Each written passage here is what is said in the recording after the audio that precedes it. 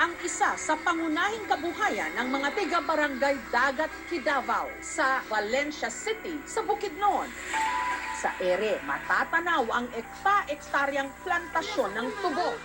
Ang mga puno, lagpas tao. Masikip yung daan. Yung iba talaga, wala talaga. Parang maze. Si Sir. Dana ni pala. Dati.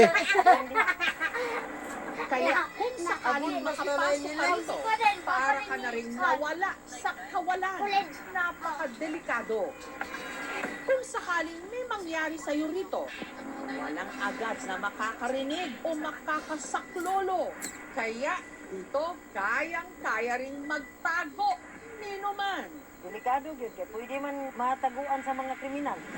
Katunayan, nito lang January 6, lingid sa kaalaman ng mga nasa paligid nito, meron na pala Si ritong Sir na to. nangyaring krimen. Ang biktima, pinugutan ng ulo. Siya ang grade 9 student na si Jennifer, 2 araw nang nawawala. Hindi matamis ang tubo sa bahaging ito ng taniman sa Bukidnon. Napatakan kasi ng dugo. January 6, Martes, ordinaryong araw lang na pumasok si Jennifer sa eskwelahan. Pero nagtaka ang kanyang kapatid na si Donna na mag-aalas 5 na ng hapon, hindi pa rin ito nakakauwi. Dili siya laagat o gusto siya maglakaw, manangit po siya sa kuha. First time na din, ginatawagan na ko siya kay gatutot lang yung cellphone ba. Dahil dito, tumawag na si Donna sa kanilang inang si Dina na nagtatrabaho sa kabilang bayan. Hindi muna ako nagpanik, baka ano yung si Jennifer, sumasama lang sa classmate. Hanggang alas 7, alas 8, yung lang ginagawa ko sir, ring lang nga ring sa cellphone. Kaban ako sir, hindi naman ugali ni Jennifer nga hindi magsagot kung magtawagan ko po siya. Lumipas ang magdamag, si Jennifer hindi pa rin nagpaparamdam. Hindi ako nakatulog sir kahit alauna na, saka alas 2, 5 p.m. Tawag na naman ngayong ate nga hindi nakauwi. Sabi ko hindi na itong maganta. Si Dina, umuwi na ng Valencia. Pagsakay na ako ng bus, kuling ko sa cellphone niya. Tapos nag-ring 4 or 5 visits. Tapos may mag-cancel sir. Hindi na to Jennifer ang naghawak sa cellphone. Ayon sa guro ni Jennifer na si Ma'am Leslie, maaga naman daw nakauwi si Jennifer. 4 p.m., lumabas na sila kasama ang kanilang mga kaibigan. Yun na rin po ang huling bises na nakita ko siya. Nagbaklay siya gikan sa eskwelahan nga rin. Hapit siya diri sa amo Kapansiya na yung isa yun. Mga alas 4.25 guro to. Dayon, pag humanyag palit, nagbaklay na siya nga to siya yung isa. Nabalak kami. Ano nga siya kauli? Dahil wala pa rin bakas ng nawawalang estudyante, ang kanyang pamilya lumapit na sa albularyo. Pinipikit yung mata niya. Pagbilat sa mata niya, binitad, pumunta sa katubuhan. Wala nang buhay. Ang hula ng albularyo nagkatotoo. Nung araw rin kasing yon, ang 2 araw nang nawawala na si Jennifer natagpuan sa tubuhan. Takbo na akong takbo siya. Parang wala na akong lakas nga lumalakad. Pagkarating doon, nakita ko na si Jennifer yung damit. Pero si Jennifer wala nang buhay. At ang pinakamasakit pa rito, pinugutan siya ng ulo. 5 to 8 meters sa kalayo ang ulo niya sa katawan niya. Initial findings niya na mayroon siyang pukpok sa ulo dito sa right.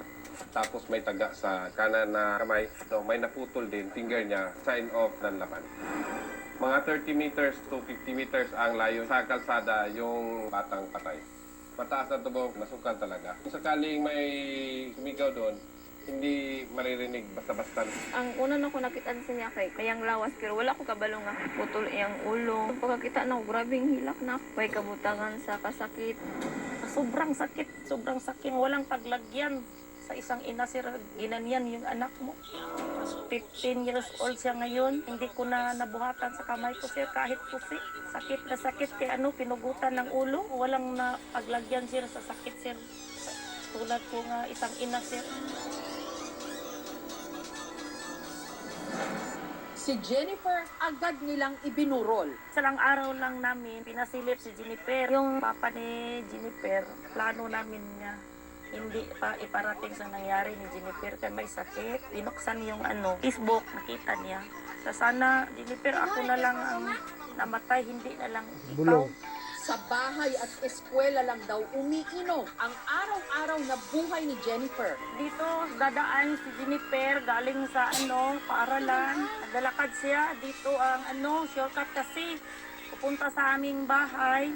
Hiwalay ang kanyang mga magulang. Kaya ang madalas na magbantay sa kanya, ang kanyang ate Donna. Kato nagbulag ako mamagpapa din. Sa koma na siya nabilin kay. Dito ay basta close na dito kay Miss. Yung last na pag-uusap kasi namin ni Jennifer nung New Year, sabi lang niya sa akin, gusto kong mabuo yung pamilya ko.